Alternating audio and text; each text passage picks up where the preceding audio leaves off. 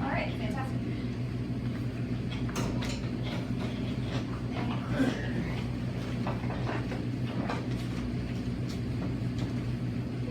Yay. All right, so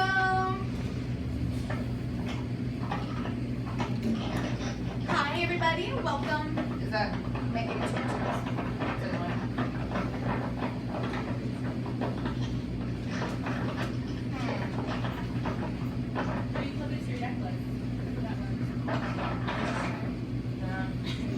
How's that? That works better. Can you hear it? Can you guys hear in the back? It's not all. I can hear All right, I can always project too. I like to talk loudly. You're good. All right, great. Yeah, the fuzziness. Anyway, all right, let's try this again. Good afternoon, everybody. How are you guys? Good. Yay, good answer. Before we get started, first of all, my name is Courtney. It's really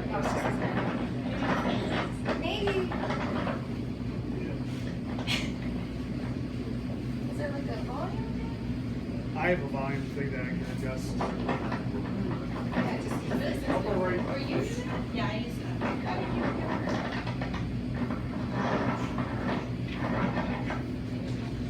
All right, how's that? I move my arms a lot though. Yeah, test that. All right, well actually we're about to move. So to get started, let's go ahead and stand up. I want to get some energy going in the room. It's after lunch. You might be either feeling energized or feeling tired, depending on what you ate. So let's stand up and I want to do some deep belly breathing. I am a CrossFit coach. I'm into movement, I'm into activity. So before we get started on this long, hour-long lecture, let's kind of get some blood flowing. So let's start with some big, deep belly breathing. I want you to inhale through your nose and fill up your abdomen, not just your chest. Think about breathing into your stomach. So breathe in. I call this balloon breathing because your stomach should expand, your sides should expand into your low back, and exhale. Good, do that again. So really try to breathe into your stomach. Deep breaths. Feel your belly extend out and then exhale. And let's do one more. Breathe in. Into your side, not just your chest. Feel it all the way down and exhale. And now stretch up, reach towards the ceiling. Come up to your tippy toes if you want. Yeah, all right, awesome. And then down. And then try to shake it out. Move around, shake. Yeah, I see all of you on board with that. Okay, you don't have to do that. But I do want you to high five somebody beside you. High five somebody behind you. Get some energy. Come on, here we go. On top. Yes. All right, energy. Go ahead and take a seat. So as I already said, I am a CrossFit coach. I'm a wellness coach.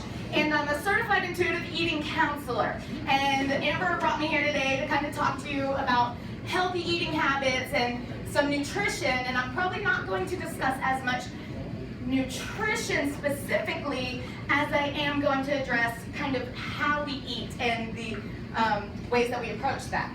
But before I get started, actually, tidbit about myself.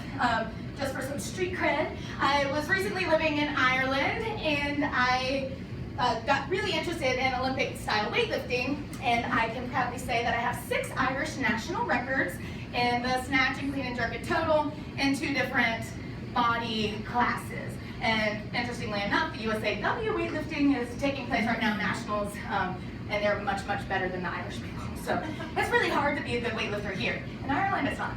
But anyway, but yeah, you still have to practice, it's good. So yeah, that's kind of what I'm into. And before I actually get into the bulk of my topic today, I want to tell you a little story. So we're talking about nutrition. And I think all of us can relate on some level to having a relationship with food over the course of your life. Some of you maybe not, maybe you don't think about it at all, but others of you might can relate to, I'm going to talk about my best friend growing up. So we met when we were 9 years old, and we're still best friends now, even though we live very far apart. But she and I, once we hit about 13, we both went on our first diet together. Because if you're a woman in America, by God, you better be on a diet, right? Like that's just, you're indoctrinated into this diet culture. and maybe it doesn't apply as much to you men, but you probably can relate to the idea that at some point in your life you had to address this issue of, I need to be controlling my food because I need to be controlling my body. And so as teenagers, we kind of experienced this initial backlash from trying to diet, which, you know, initially kind of worked, and it was really sad watching her. She came from a heavier family, and she, despite her best efforts, and her whole family went on a diet for her sister's wedding. It was her big sister, and they all wanted to slim down and, you know, look their best. But she was still never able to kind of hit that healthy BMI range, despite, you know, exercising and limiting the foods that she ate. And back then it was the 90s, so it was the low fat craze. So, you know, cutting out all fat and trying to really strongly stick to this diet, it didn't work. And I lost weight initially too, probably more than she did, but it just kind of illustrated that genetically we have different kinds of metabolisms. And her family still stayed large even when she lost weight. They were still a bigger family. But then what we discovered was on the tail end of that first diet was the diet rebound and the backlash and that out of control sort of eating because our bodies want to stay at homeostasis. That's meaning it's going to do whatever it can to defend its kind of set point. And so that's what over time, I mean, even into our most recent conversation, we're still talking about what we're eating, how we're, you know, doing with our nutrition and this, that, and the other. But with her, even as an adult, when she hired a personal trainer, she had a nutritionist. She was even seeing a therapist for a while about her eating issues and still never managed to get to that healthy BMI despite all of these issues. But as we've both grown up together and matured and started to think about what's actually important in life, she started to realize, I can take care of my body. I can feed it quality foods. I can eat when I'm hungry. I can stop when I'm satisfied. I can walk. I can exercise. She has a really good meditative practice because she's a really spiritual girl. She's super healthy. Her blood work, her metabolic functioning, everything always comes back spot on. So she's probably one of the most well-adjusted, healthiest people I know, but she still lives in a heavier body. And in our society, sometimes that's seen as, you know, she'll still go to the doctor and they'll ask her, oh, you should think about losing weight. But every time she's tried to lose weight, it's been ineffective and it's actually made her less healthy than when she just accepts her genetic blueprint, honors herself with good food, you know, quality food. She has treats here and there. It's not like she's, you know, a rigid health nut. But putting it into perspective is you can take care of your body for reasons other than weight loss or weight control. And coming from being a personal trainer and that as my background, people always come to me wanting to lose weight. That's always the number one concern. Weight is in front of health. And sometimes they're not the same thing. You can take care of your health independent of what your body weight is going to do. And so even the evidence even shows that, especially with just diet alone, in the majority of people, they have yet to identify a method that can treat weight loss with long-term sustainable results. Oftentimes, yes, we focus on healthy lifestyles, and again, I'm all for enhancing the quality of your life with your behaviors, but sometimes that might not be reflected in your body size, and I don't want that to be a discouragement to just let, you know, just abandon any attempt to try to take care of yourself, because yeah, if my friend had just decided, well, I'm never going to lose weight, so I'm just going to eat Burger King all day, every day, and sit on the couch eating Twinkies, her quality of life would likely suck, you know? But instead, she still takes care of herself, she's vibrant, she has energy, but she's just heavy. And there's nothing wrong with that. So yeah, I mean, even the evidence, there's yet to be a study that shows that permanent long-term weight loss is sustainable for most people. Of course there's outliers. Of course there are instances where there is successful long-term weight loss, and I'm not arguing that at all, but I am saying if you identify with this kind of diet roller coaster, maybe it's time to ditch the diet. And even the idea of healthy eating, where I come from, yeah, there's all sorts of different diets. And in particular, when I'm talking about diets, I'm referring specifically to a set of restrictive eating, like a style of food restriction meant to control your body weight or lose weight, or that you might be emotionally attached to, or that you feel you have a moral obligation to adhere to. Because there's a lot of morality wrapped up in clean eating and healthy eating, and that's not healthy either. So I want to take more of a holistic approach of all foods fit, but we want to start to pay attention rather than what the health gurus say and the outside voices say. What does your actual experience tell you about foods? And so that's why I decided to go down the path of the more intuitive eating or the mindful eating approach to determine what's healthiest for you or for the people that I work with. And yeah, that might sound, ooh, that's kind of different, no rules, no guidelines or structure, and that's not exactly what I'm saying. But what I am saying is, with the non-diet approach to eating or mindful eating, you take into account your rational thought. But with diet culture and like health culture, oftentimes that only relies on rational thought. You should eat this much and eat this then and eat this portion without taking into account your instincts of just, are you hungry? Are you full? Are you satisfied? What does it feel like in your body? So that's what mainstream diets tend to miss out, is actually tuning into what feels good in your own body and your own experience.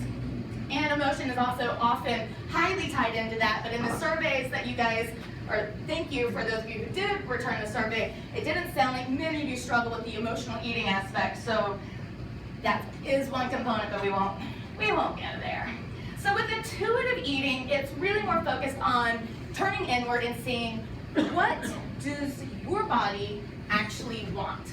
It's being attuned or working on this idea of, it's a big word, interoceptive awareness, which is your ability to perceive biological and physical sensations in your body. So if you have to pee, if you have a full bladder, that's a feeling in your body that you can sense. Can you feel your heartbeat? If you have a racing heart, if you are there, are you aware? Are you present enough that you can actually feel your heartbeat? That's actually an interesting exercise to try, kind of a mindfulness piece, because I bet most of you have never thought about trying to sense your heartbeat. But it's interesting when you start to try to pay attention to your own physiological cues, what you might notice. And a lot of that is really important. Even emotions have physical sensations. When you're nervous and you get sweaty palms, or you have butterflies in your stomach. Stress, if you're feeling anxious, your chest is constricted, or you get a tension headache. These are all physical manifestations of your emotions. And hunger and fullness are also, or satiety, fullness, are also physiological cues, biological cues that most of us tend to not really think much about. But if we learn to kind of focus on that more, you might have a different approach to how your eating behaviors evolve over time. But there's a lot of attunement disruptors in our life, and this all goes back to dieting and dieting mindset and rigid rules and thoughts and beliefs. So, and other things can affect your ability to tap into your internal signals, including like medications if you're on drugs, fatigue, chronic stress, if you're not getting enough sleep. There's a lot of things that can impact how you experience your own physiology, and so that's not to be discounted. But some of the things that we really want to challenge if you're trying to test out this idea of intuitive eating is the fact that we have a lot of rules. Even if you're not on a diet, even if you don't believe in dieting, how many of you have ever thought, oh, I shouldn't eat between meals, because maybe snacking's bad for me, or even at some point in your life. Or even if you're hungry, you won't honor that hunger because you think, oh, I need to wait. I shouldn't eat right now. It's not time to eat right now. Or, obviously if you're working, you kind of have to go with the flow, but in general, trying to prolong eating, or eating just because you can, because the food is there and you're not hungry. So there's a lot of things that get into our minds without actually listening to what we need. And some of these disruptors you might need to think about, like, oh, is that actually coming from my head telling me what to do, or am I actually listening to what my body's telling me to do? So the first key to kind of attuned eating rather than dieting is the satisfaction factor. And that's why I love this approach, because how many diets or healthy plans tell you that the number one thing to pay attention to is satisfaction? Like, pretty much not ever. Like, if you ever think of typical diets, okay, I can have my celery now, I'm really sad. But not with this. Like, all foods are kind of brought down to neutral because all foods do fit. But there's some nuance there. So I'm not saying, like, go out and gorge on Pizza Hut every day. But it is important to try to be satisfied with your eating, because if you're not, that's what leads to overeating. If you don't satisfy your hunger in a way that actually feels good, you're gonna keep reaching for the next thing. Like, I don't care. If I'm hungry for a hamburger, no amount of broccoli is gonna satisfy me. You know, like, I can try to fill up, I'll get volumetrically full, but I'm still not gonna be satisfied and still trying to reach for something later and just keep chasing that satisfaction. But if you try to attend to it the first time around, it's fine. So satisfaction also takes into account the hunger and fullness level. So if you get super duper hungry, if you're ravenously hungry, and that's what I have this hunger fullness scale, that's not satisfying, right? That doesn't feel good. If you wait too long to eat where you're lightheaded and you're uncomfortable, that's not satisfying. And same with comfortable fullness. If you overeat, that's not satisfaction. So it's taking these things into account, as well as your sensory appreciation for the foods that you're eating. You know, you want to enjoy it, and the pleasure and enjoyment. So hanging out with family, hanging out with friends, that's all part of the eating experience, and there's nothing wrong with that, and that's part of getting pleasure and satisfaction. But we're going to start talking about hunger cues. I know everybody here, you know what it feels like to be hungry, right? Raise your hand if you've ever been hungry in your life. Okay, good. That means that your interoceptive awareness is working. You know what it feels like to be hungry. But like I have in the hunger scale, there's varying degrees of hunger. So we want to try to stay in that comfortable hunger zone. Once you get ravenously hungry, that's miserable. And then what does that ultimately lead to? Oftentimes you're cramming food in your face, you're not tasting it, there's a real sense of urgency, and the next thing you know, you're stuffed. And then you feel like crap. And then, you know, that's also not satisfying. So paying attention and learning your hunger is the first step to learning how to intuitively eat. And there are some barriers to this, like if you have chronic stress or you have certain illnesses, and even intense athletic training can blunt that sense of hunger. So in these cases, you have to rely on your rational thought, like, oh, I may not feel hungry, but it's probably a good idea to eat. So occasionally you have to think about it, but most of us should have that ability to start tapping in and be like, okay, how am I feeling now? Like right now, I'm actually kind of hungry. And it's okay, hunger levels vary, and that's what's important about learning your own cues, because if you're following a meal plan or you're following just kind of this rigid way of eating, it doesn't take into account that maybe one day you have a really high energy level, like you did a lot more activity or a higher intensity workout, and that's actually going to increase your hunger maybe the next day. It might be blunted initially that day because that's one of the side effects, but your body actually does know how much energy it needs, and it's going to be hungrier, and you don't have to fight that. So if you have a hungrier day, it's a hungrier day. Eat until you're satisfied, stop before you're super stuffed, and that's kind of part of it. Which leads us to feeling your fullness. So most of us have issues with feeling fullness because of these things. Distracted eating, or we're a member of the Clean Plate Club. Yeah. And that's, you know, Clean Plate Club, I'm a plate licker. Like, I literally would finish my meals and lick my plate. It's a disgusting habit, but I'm not embarrassed because whatever. And my husband did too, but like we're animals. And then social pressure to eat. So a lot of times our eating is driven by social influences, or that person trying to push the piece of cake, or God forbid, you go to your grandma's house, you can't refuse her, you know, have 5 helpings of whatever I've made and you're seconds on your chocolate cake. And in some of those cases, that's okay. That's the social, societal norms, and I want that to be okay. But in everyday situations, if someone's a food pusher in your everyday life, there are ways to say no. But first, to the distracted eating. How many of you engage in any of these things while you're eating? Every single one of them. And every single one of you, I guarantee. And like, if I have an actual mindful eater in here, please raise your hand, because I'd be really impressed. Because I even struggle with this, and I coach this stuff.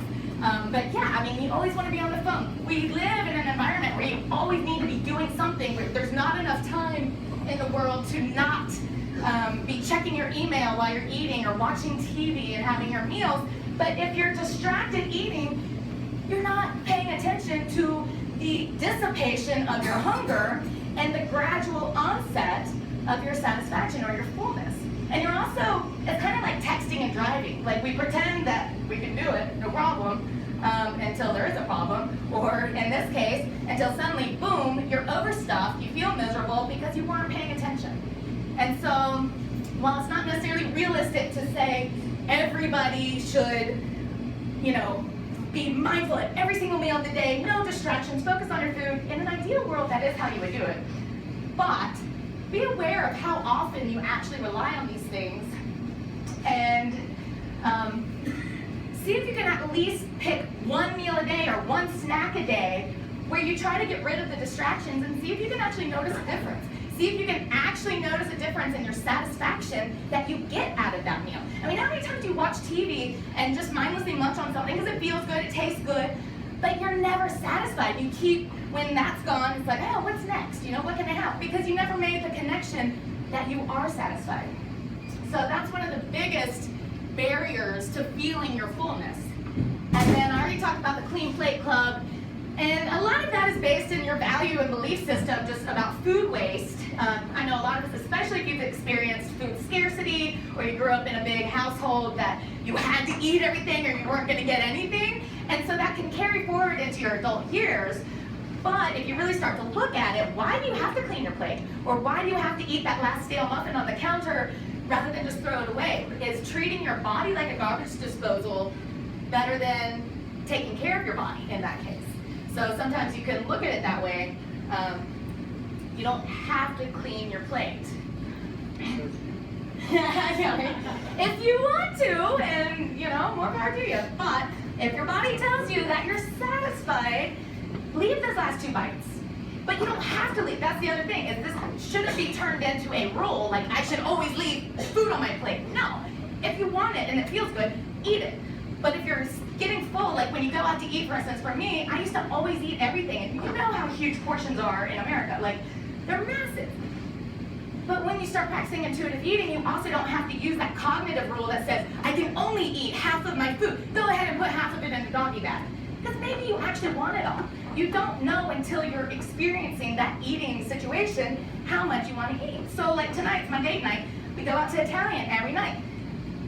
I don't tell him to take away half my food until I've already satisfied myself. And then I'm like, is there enough worth taking home? Or am I really hungry today? Do I want to eat it all? You don't have to make that decision ahead of time. You listen, and your body will tell you. So yeah, I'm sounding like a broken record, and learning to say no. Also in social situations, again, don't hurt grandma's feelings if you don't need to. But if you're just at a friend's party and you've already ate and you really are going to feel uncomfortable, physically unwell by eating more food, don't do it. And there are polite ways to say no. And just say, can I take some to go? Like, it's not going to feel good to me right now. I really want to try it. I'll try it later. And you could probably also say that to grandma. She'd be all right. And then, just to keep in mind, so I will talk a little bit about food, is there are certain foods that contribute more to your satiety. So if you do feel like you're always hungry, maybe you need to look at the composition of the food that you're eating. Are you getting enough protein? Protein is really good for satiety. Fat helps delay gastric emptying, and same with fiber and your carbohydrates. So the bulk, if you're getting some whole grains and some things that actually feel good, rather than just putting in a bunch of simple sugars that are going to spike your blood sugar and then crash your blood sugar, and that also leads you to being hungry sooner because of what your blood sugar is doing. So yeah, protein foods, I think you all indicated on the little form or the survey that I sent out that you kind of have a general grasp of basics of nutrition. So we'll just say here are some fat examples. I'll talk a little bit more about this at the end. And here are some examples of carbohydrate-rich foods, and we really want to focus mostly on whole grains or vegetables. And then there's some foods with little staying power. So if you notice that you do get hungry a lot, maybe it's because you're not eating substantial enough food. Salads, broth-based soups, these sorts of things that we encourage people to eat because they are nutrient dense. You might need to add something to them to tide you over or to help it carry you from meal to meal so that you're not feeling this constant need to always be eating something. Maybe you're just not eating enough. So think about what satisfies you. And then air foods and diet foods to try to trick yourself, that's not really beneficial either. And then just a little more nuance to this fullness idea is the last bite threshold. If you are actually paying attention to what you're eating, you can start to notice when you're approaching the end of your comfortable fullness level before you accidentally jump over into that, oh crap, I'm stuffed, now you have to roll me away from the table feeling. Like, that's miserable. We don't want to go there. So if you start to pay attention, you'll start to notice, okay, you know, I'm feeling satisfied, it's gradually setting in, this feels good, I think one more bite's gonna do it. And additionally, there's sensory specific satiety.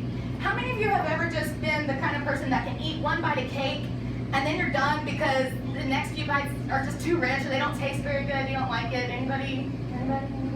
Yeah, sometimes. Yeah, I know. I'm the whole cake person myself. I'm like, what? Feed me. There's still cake. You know, that sort of thing has been my past. Which is why I like this. Because in reality, if you are paying attention, food, as you start to fill up, it starts to taste not as appealing. The texture is less appealing. So see if you can start to notice just in the future when you go home and you start eating, does it taste as good when you're 5 minutes into your meal as it did on that first bite? Probably not. So as it gets less and less appetizing, less and less appealing, you might can consider, I'm becoming satisfied, and eating more of this is actually not increasing my satisfaction because it doesn't even taste good anymore. And so yes, just the hunger and fullness scale, hopefully you guys will take a look at that. And again, the other piece of the satisfaction factor is the sensory aspects of food and the sensory considerations, which are the appearance, the aroma. If you ask a chef, you know, and they craft this beautiful plate, they'll tell you eat with your eyes first.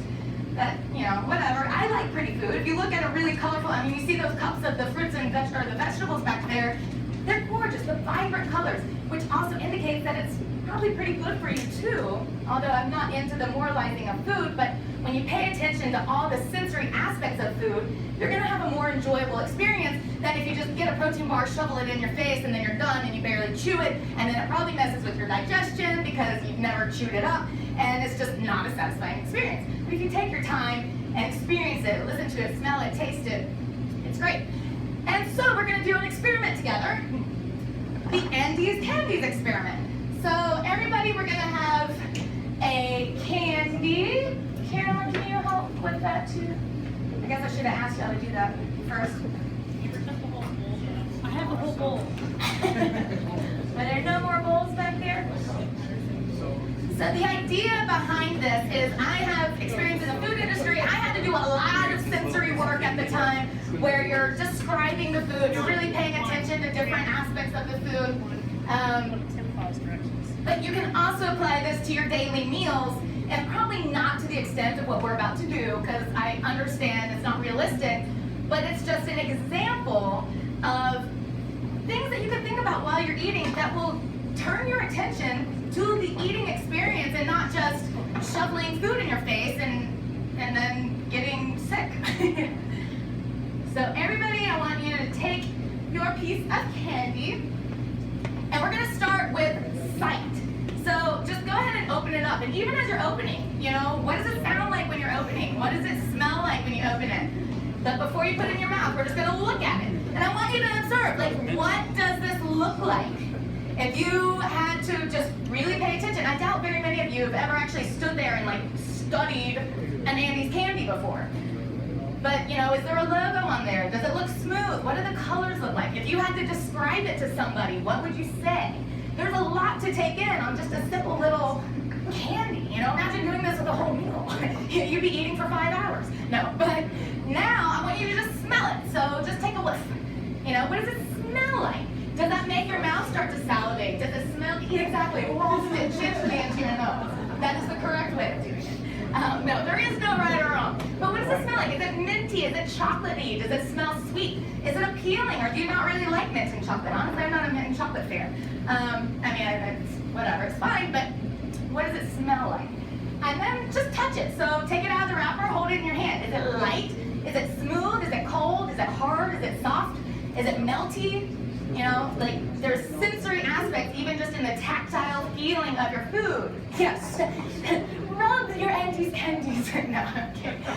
Amazing. Yeah, I know, right? Exfoliation. Yeah, exactly. Well, yeah, that's one of those ding news with food masks. And now go ahead and just take a bite. I want you to just bite it in half. Simple little bite. What does it sound like? Is there a little snap? Or maybe there's no sound at all. Maybe it's already kind of melty and mushy and it doesn't do anything. I don't know. I'm not eating one. Chew? Not yet. Don't chew yet. Don't chew yet. If you did accidentally chew, stop chewing. Because the next thing is, what does the mouth feel? Let it sit there in your mouth. Is it thick? Is it rich? Is it melty? Is it still hard? What does it feel like? Is it coating your tongue, or is it just kind of disintegrating? Like, you know, taste the mouthfeel. And then finally the taste. What is the flavor doing? Do you taste the chocolate? Is it minty? Is it cooling your mouth? There's that energy of cooling that mint sometimes brings. So that's all a part of the sensory experience of eating this chocolate. So who knew that there was so much? So now go ahead and chew. yeah, Caroline knew.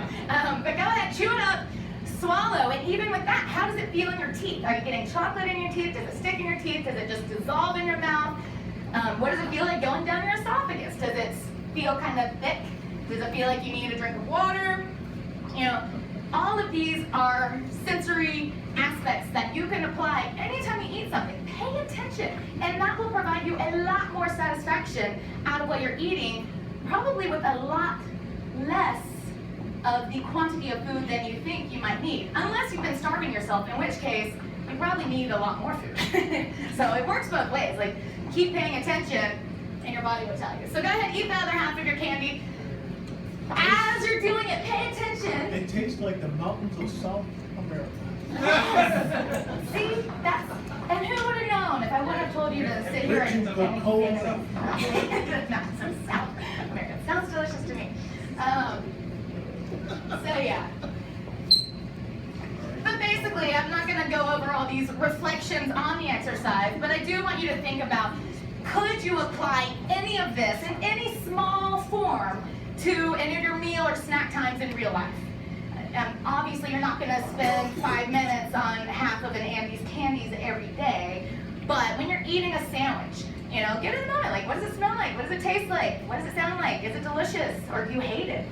Pay attention to that too. Sometimes we get stuck in this thing where we think a food is healthy, so we have to eat it, and then we discover you don't actually really like it once you drill down into it. I kind of feel that way about kale right now. You know, I used to force feed myself kale. I don't really like kale. I don't hate it, but I don't need kale chips every day. You know, that was the healthy thing to do. Screw kale chips. I mean, if you like them, eat them, but you don't have a moral imperative to eat kale chips if you don't like them. So yeah, so mindful eating, I'm just kind of into that. So what about the nutrition factor? So I'm saying all this stuff, I'm saying all foods are neutral, they all fit, pay attention to your body, it's all hippy-dippy. But nutrition does come into play in a minute. But the next consideration is, with that interoceptive awareness piece, what does the food that you are eating feel like in your body? So that's the next piece. Rather than just hunger and fullness and satisfaction, part of that satisfaction umbrella is it giving you heartburn? Does it make you feel gassy and bloated? Do you feel disgusting when you're done and sluggish?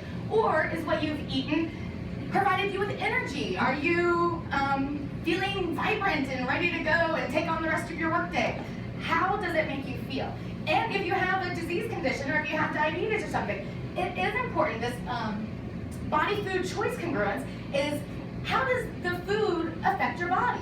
How is it affecting your health? How is it affecting your blood sugar levels? These things are important to consider, and if you're not paying attention to how the food makes you feel, then you're really not honoring that satisfaction piece, because it doesn't feel good to feel like crap all day, right? Like, and you don't have to want to feel good. You know, that's totally up to you. But if you do want an enhanced quality of life, these are the factors that you'll consider when you're making your eating choices. So once you start to figure out your hunger and your fullness and your satisfaction, you might start to think about these things a little more. Like I get hungry too soon. Maybe I'll last longer if I alter my food choices. Maybe if I add more fats, or maybe if I add more protein. You can start to use your rational mind to consciously make a choice about what you could do to feel better, to be tided over longer between meals if it's not convenient for you to eat every 2 seconds. You can alter your choices. Or even, you might start to think, oh, I've been honoring my hunger and fullness, but for some reason I'm not really craving vegetables yet. Then at that point, it's a good idea. Use that rational mind and get your body. I guarantee, I feel like in the experience of people I know and who I've worked with and myself, once you start to pay attention to that, your body really does crave the food that it needs. If I have a day where I'm low on veggies and I've been out all day and I've only had like bratwurst and hamburgers or something, the next day I guarantee you it's not a rule in my head that says I want a salad, but my body is screaming for some more nutrients. And when you start to learn to identify that, the process comes together. You're really not going to just want to eat like Reese's peanut butter cups all day. Like, you won't. That won't feel good. So if you really like to feel better, you'll start to pay attention to how does the food you are eating make you feel. And then the nutrition comes in. So it is a good idea to use nutrition as a general guideline when you are making your food choices, especially if you do want to be satisfied in your life and feel vibrant and healthy. But it doesn't have to be rocket science, because I promise you, I don't think the nutrition scientists know really what's going on. If you open a magazine, every other week there's going to be a different nutrition guru telling you something that completely contradicts what they wrote last week. But there are some basics. So regardless of what the different camps are saying, high carb, low carb, this, that, ketogenic, paleo, whatever, none of that matters because this is a non-diet approach. But what does kind of matter is variety. So that's a good first step for your nutrition, is think about getting a lot of different types of foods. That contributes to satisfaction, because as humans we seek novelty, we want new experiences, and you can get that through your food choices.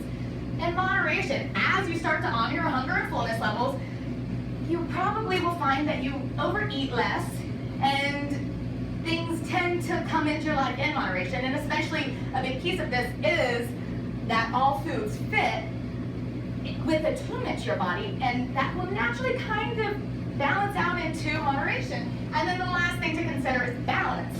And we often think of balance in terms of from a meal to meal, like what's a balanced meal, what has the protein and the starchy carb and the vegetables and a little bit of healthy fats, and that's what I've always coached people to do. But in reality, because we're real, we're not robots, we're not machines, and some of us can do it a little bit better than others as far as being like strict about our meals, but that gets kind of oppressive and really unsustainable. If you think about balance over the course of a week, so you might have a day where it's maybe not the best feeling day with your choices, but then the next day kind of makes up for it, and then the next day after that, if you're listening to your body, it's going to kind of meet its own nutritional needs over time with a little bit of nutrition guidance, using what you know, but kind of paying attention. They've actually done studies like in little kids that over the course of a week, they will intuitively eat what they want, and it actually comes out at the end that they've met all their nutrient requirements, all their vitamins, all their minerals. They know how to eat. We were born knowing how to eat. I don't think you can, I've never had a child, I don't really know this for sure, but I'm pretty sure it's hard to force feed a baby. They know if they're hungry or if they're full. So again, the dietary guidelines are good to come back to. But like I said, I don't know, nutrition science is very new. Even the dietitians in the field will say it's constantly evolving, it's constantly changing, and that's just science in general. We're always learning new stuff. But if you just kind of stick to the basics, and that's why stick to what your own body experiences as feeling good versus what an outside guru is telling you, this is when you should eat and what you should eat and what you should not eat. Sometimes certain things don't feel good in your body, but they might feel perfect in, Amber's body. So it's different for everyone. And that's why they have very general guidelines for 2015 to 2020, which are just, limit added sugars. That's a good rule of thumb to start paying attention to, but you'll also find in your own experience, if you're over consuming sugar, you probably also don't feel very well. But you might, have some days where you do. Sugar doesn't bother me that much. I can eat sugar and I don't have to limit it, and I can just kind of intuitively eat it. When it feels like something I want, I have it. But yeah, focus on variety, nutrient density, and amount. And we'll just talk about what I like to just call is the keep it simple guidelines. It's just a framework to consider for the most part. Not every meal has to be this way. You can have your Arby's, you can have your fun foods. It's totally cool. But you might want to consider eating plenty of vegetables on some meals or for some days, fruits, vegetables. I mean, this is all common sense. I mean, how many of you think vegetables are healthy? You've heard of that? Okay, yeah. And they're nutrient dense. Some people have different needs where actually if you need a low FODMAP diet or something like that, where actually having too many vegetables can be an unhealthy thing, which goes back to the point of listen to yourself, not to a guru. And then plenty of lean protein, again, for the satiety factor. That's going to just carry you over a little bit longer. It's good for building muscle and for taking care of your body, repairing, and there's reasons why we need to include a wide variety of foods just for proper function. And then healthy fats, because A, they taste good, but B, they're also vitally important. But things like avocados, nuts, olive oil, those are all good choices. Even butter these days has been kind of exonerated. Saturated fats, you still want to keep to about a third of your diet, but just listen, don't get bogged down in the rules. And then the omega-3s, of course. Eating fish at least twice a week is a good guideline to go off of. And if you don't, then maybe consider supplementing with a fish oil or algae oil, but a good quality one, because there's kind of mixed reviews on this idea. If you kind of rely on a poor quality fish oil supplement, it could be really ineffective and potentially even more harmful than if you just didn't supplement at all. But try to get your omega-3s. They're essential fatty acids. They'll make your brain feel much better. And then carbohydrates. Again, I know there's a lot of people. Has anyone ever tried a low carb diet? Yeah. The World Health Organization recommends at least 130 grams of carbs per person, as an average adult. I'm not putting out recommendations because I'm still saying tune in. What feels good in your body?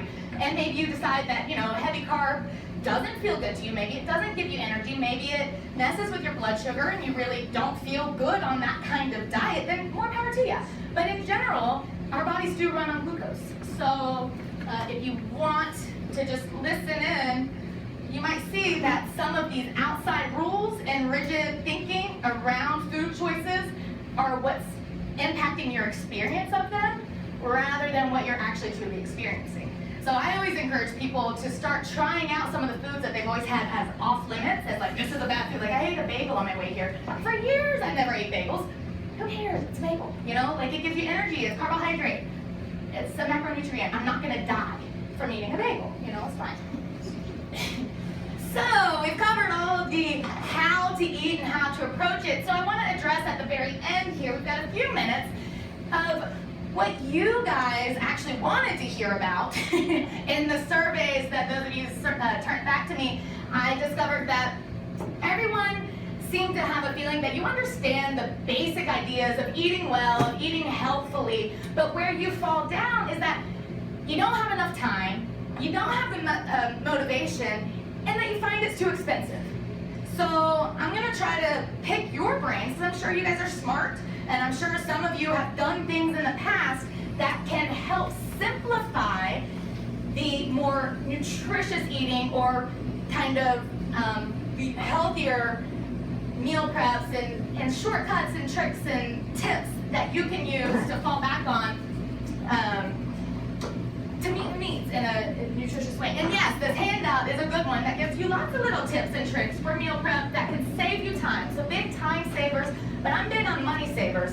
So I'm gonna start with the first one though. My favorite trick or tip, it's not a trick or a tip, it's just a thing, is crock pot cooking. Oh, this is a big marker. Crock pot. I know, I thought it was crock pot batch cooking. That's pretty much my standard go-to because I can literally take, well nowadays it's 10 minutes because I get crappier chicken breasts. In Europe I could spend 2 minutes, but here I have to like clean them up and cut off the blood spots and the gristle.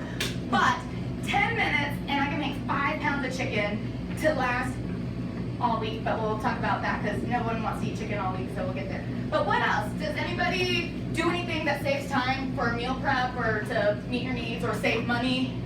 I'll cut up all my fruits and vegetables for the week. I love Or that. for half the week, depends on what it is and how long they'll stay. Yes. And then just put them in Tupperware. And that way it's an easy to go to. Yes.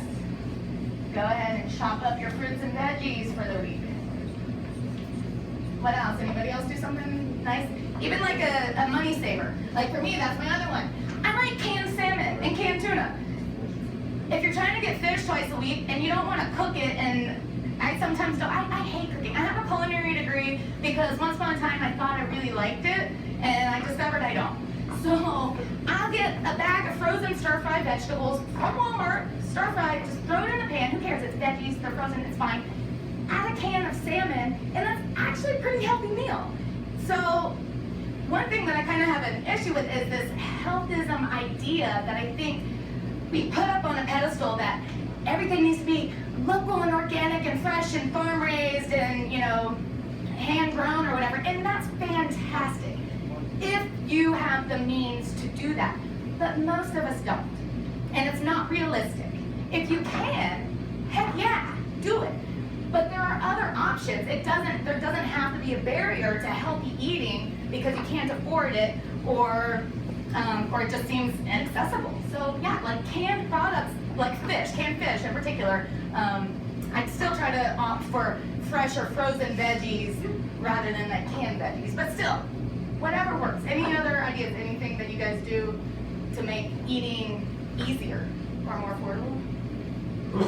No? I don't do it every week, but most weeks I try to cook everything I plan on eating for the next couple days one time, Yes. and then portion it out for the days. Yes, so again, just a meal prep day. So you take a day so that you don't have to spend 30 minutes every day preparing dinner, you have it ready to go. I like that. You take a day, do your shopping, do your meal prep, and pre-portion. Yes, that's easy. Grab and go. You can do your lunches like that. Again, look through the handout. Anything in there? I'll keep adding to it. What's that? Salads? Oh, salads! Yes, that's my favorite. I've got lots of favorites. I'm like, oh, that's sale ads.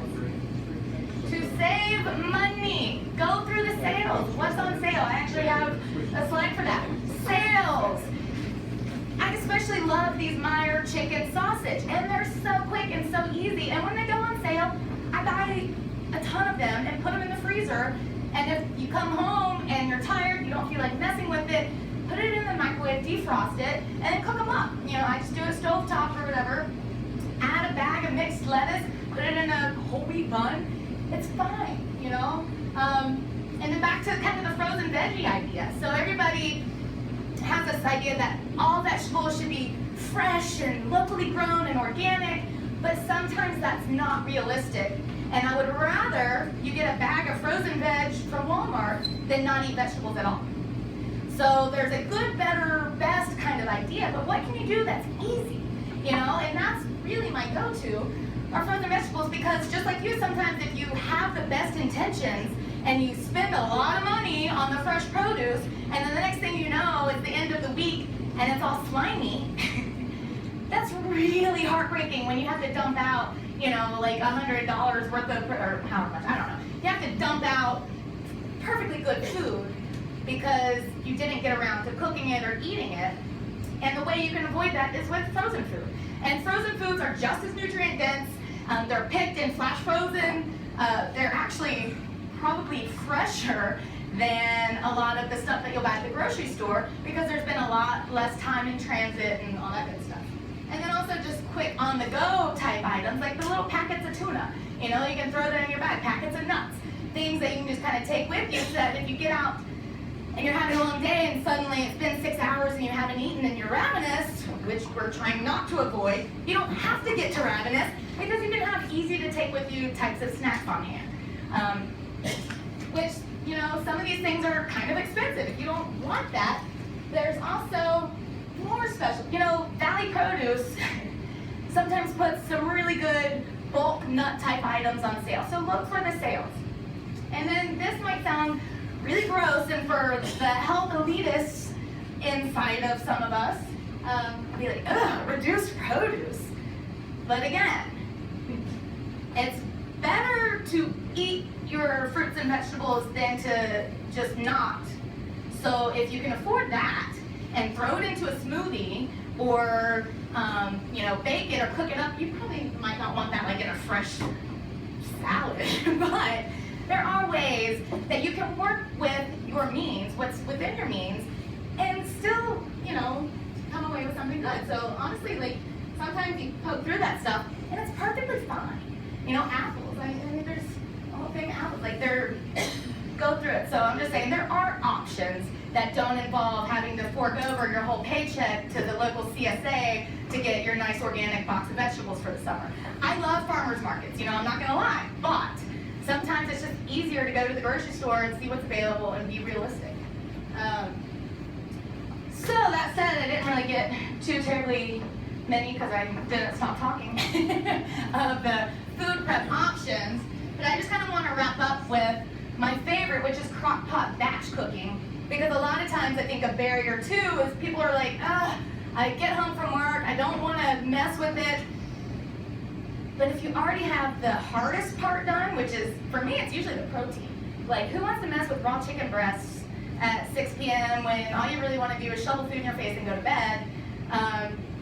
If it's already ready, then all you have to do is figure out, how can I make this with more variety so that you're not just eating a chicken breast every single night, because that kind of goes against the whole satisfaction factor, right? Like, if you get stuck in this monotonous routine, you're going to be reaching for the nearest fast food or pizza more frequently because you're kind of feeling bored with what you have at home. So let's say, in this case, it literally took 2 minutes, and it's 6-hour cooking time on low on the crock pot, but very easy to make some batch cooked meals with very minimal prep. And then for the rest of the week, what are some options? If you had 5 pounds of fully cooked chicken breast, what would you do? What could you make with that? Fajitas. Yes. What else? Yes. Anybody else? Pizza? Yes. Yeah. So how would you do that? Elaborate on that one. That's a new one. Barbecue pineapple chicken. Oh, yes. Yeah. Yes. Y'all are good. Chicken salad. Enchiladas. Enchiladas. Yeah. I like that one. Yeah. Yeah, some good enchiladas. You're Hispanic? Yeah. I know. What else? What would you? Chicken salad. Yes. I get so excited about that. That's chicken salad. No, that's the greatest. That's my new favorite right now. Chicken salad. Cut up some grapes, put some walnuts, some celery, some onion, a little bit of mayo, whatever. Shred it up, make a cold chicken sandwich. That's Yes, add some barbecue sauce. Get a bag of the ready mix coleslaw that you don't have to shred yourself, but you just go in the grocery store and buy the bag. That's really cool. So barbecue sandwich. What else? And salad. Yes, just on top of a regular salad. all. Chicken on a stick. Chicken on a stick. Kebabs. Kebabs. Right, so add some more veggies. Chicken on a stick. Kebabs, right? Was that a pot pie? Yeah, shred it up into a pot pie. Because anytime you're doing meal prep at home, you can play around with what you have on hand. What about soup? You know, just soups. You can always take, You can always take the tail end of whatever veggies you have on hand. If it's the end of the week, do just kind of like a whole, shove it in a pot, mix it all together, and eat it. What was the other? Teriyaki. Yes. That's what I like a stir fry. The teriyaki, get a bag of Oriental vegetable mix or whatever. Add some soy sauce, some sesame. Play with the flavors. Make it interesting. Make it fun. But yeah, I mean, just alone, we've already come up with 1, 2, 3, 4, 5, 6, 7, 8, 9, 10, 11 different ways that you can easily just take already pre-cooked 5 pounds of chicken and turn it into something good. And so that's, these are some things that I've done, you know, saute with broccoli, there's the fresh salad, add some nuts, add some fruit, the fresh salsa corn tortillas, you know, make chicken tacos, like you're saying, even enchiladas. Chicken lettuce wrap, that's always fun. So there's plenty of options, plenty of things, a lot of different kinds of soups. And that brings me to the end. Yay! I didn't run out of time. Yeah, I know. I'm like, I just want to point out, I do, if anyone is interested, I do offer more one-on-one style nutrition and wellness coaching. If any of the intuitive eating ideas sounded interesting to you, I offer kind of 2 different types of programs. One that's more based in intuitive eating, because that's what I believe actually works for people, for everybody. And then if you're just kind of curious about more nutritional principles and you feel like you don't quite have the education, like you don't understand, I have another program that's just kind of one-on-one email online coaching that kind of walks you through a step-by-step habit-based system. It's not like a big dramatic lifestyle overhaul. It's very works with your life and just adds in, you know, what's 1% better that you can do today over a pretty long period of time. So if anyone is interested in that kind of coaching, you can check out my website or Instagram or whatever and send me an email, or if you just want to come talk to me after this, I'd be happy to get you signed up for one of those programs, but this isn't a commercial, so just letting you know I do offer other services if you feel like you need it. But otherwise, any questions about anything? You guys just ready to go. You're ready to rock. Yes, I'm a CrossFit coach. So, where at? In Beloit, CrossFit Beloit. I was at CrossFit Perpetua Dublin for 3.5 years, but that was a much bigger gym and bigger setup than what I currently work in. So, completely different kind of stuff. Anything else? All right, talkative bunch here. But I appreciate you guys humoring me and staying somewhat engaged. And yeah, if you ever have any questions, there's my info, and it's also on the handout. So please take the handouts that Amber put together for everyone, because it does give you some better ideas of simple strategies that you can use and take away and apply in your real life. And just be sure that when you are making your meals like this, start to pay attention to how you're eating and what it feels like in your body. Cool. All right. Thanks, guys.